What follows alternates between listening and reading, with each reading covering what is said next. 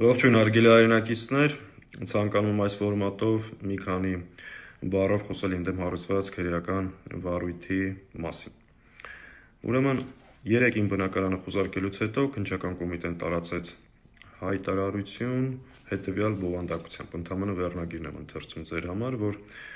արգելանքի տակ գտնվող գույքի նկատմամբ ապօրինի արարք կատարելու եւ գույքի մասին հայտարարագիր ներկայացնելուց խուսափելու առթիվ նախաձեռնել քրեական վարույթ։ Եթե ամենամեղմ կերպով ձևակերպեմ, այս բովանդակությամբ քննչականի հայտարարությունը իրականության հետ որևէ աղերս եւ առնչություն չունի։ Ինչի՞, նախ ես արգելանքի տակ գտնվող որևէ գույքի նկատմամբ որևէ գործողություն չեմ արել եւ դա փաստ է, այսինքն գույքը արգելանքի տակ դնելուց հետո ես որևէ գործողություն չեմ արել եւ քննչական կոմիտեն որևէ փաստ եւ որևէ հիմք դրա հետ կապված չունի։ Եվ երկրորդը ինչ է նշանակում խուսափել հայտարարագիր ներկայացնելուց։ Ըստ էության այս գործը հարուցել եք նրա համար, որտեղ ես հայտարարագիր եմ ներկայացրել։ Ու ներկայացնել ոչ միայն դահակին, այլ նաեւ կոռուպցիայի կանխարգելման հանձնաժողովին, այսինքն մեկի փոխարեն 2 հայտարարագիր եմ ներկայացրել։ Եվ ըստ էության ես եմ այդ հայտարարագրով բացահայտը, որ ես ունեմ կանխիկ գումար, ընդ որում տարիներ շարունակ եմ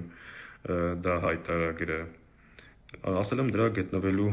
վայրը, քանակը, ծագման աղբյուրը, հետևաբար ինձ ըստ էության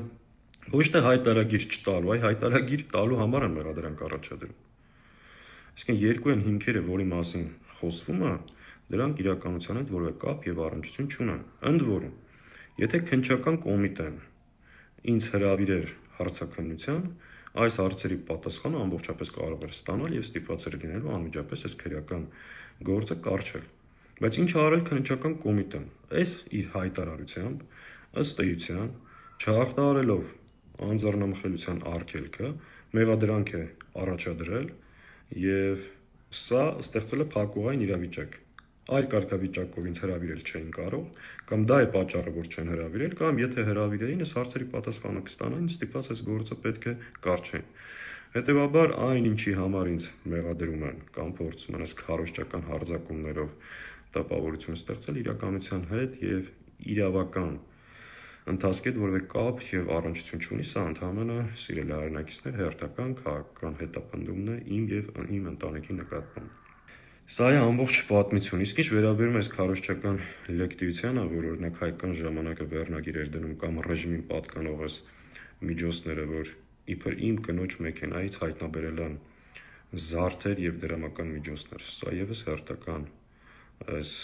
խեղկատակների ձեռագիրն է, մեքենայի մեջ որևէ բան չեն հայտնաբերել, դրա արձանագրությունները կա, իսկ ոսկյա զարդեր եւ դրամական միջոցները մեր տան պահարանից պահանջել են մեր ընտանիքին պատկանող ընթացիկ միջոցները եւ զարդերը արգրավել են, խոսքը սրա մասին է, ինչ մեքենայի զարդեր, չգիտեմ ինչ, հերթական կեղտոտ տեղեկատվական գրոհն է, որ մեր նկատմամբ տեղի է ունենում։ Շատ հարցեր կա, որ կարելի է անդրադառնալ, բայց ես այս ամեն ինչը դիտարկում եմ իբրև հերթական քաղաքական հետապնդումը, հերթական իմ եւ իմ ընտանիքի նկատմամբ կեղտոտ հակաօրինական քայլերն ու գործողությունները եւ գնում ենք մեր իրավունքները պաշտպանելու ճանապարհով ու ընդհանրապես ասում, որ այս ճանապարհով, այս միջոցներով, այս քայլերով որևէ հաջողության չեք հասնել։ Առայժմ այսքան է, ես փորձեցի մի քանի բառով ներկայացնել ինչ է կատարվում։ Ի պատասխան բազմաթիվ հարցերի, զանգերի, իմիջիայլոց հատուկ շնորհակալություն այն մարդկանց, ովքեր այս ընթացքում իրենց աջակցությունն են հայտնել ինձ եւ իմ ընտանիքին։ Իմացեք, որ նման քայլերով որևէ կերպ փոքր, ասած աննշան նույնիսկ չեն կարող կաշկանդել իմ քաղաքական գործունեությունը, ասած բաներ այս ընթացքում շատ են տեղի ունեցել եւ սա հերթական քայլն է, որը որևէ ազդեցություն նորից եմ կրկնում չի ունենալու։ Եվ անկախ ամեն ինչից չպետք է նաև թույլ տանք, որ նման քայլերով եւ վերաբերմունքով մեր շեղեն մեր հիմնական օրակարգից ու հիմնական անելիքից եւ գլխավոր քաղաքական պայքարը արժևում է ու միասին շատ գործ ունենք անելու։ Բաժանորդագրվեք Արմատ մեդիայի ալիքներին YouTube-ում, Facebook-ում, Instagram-ում եւ Telegram-ում։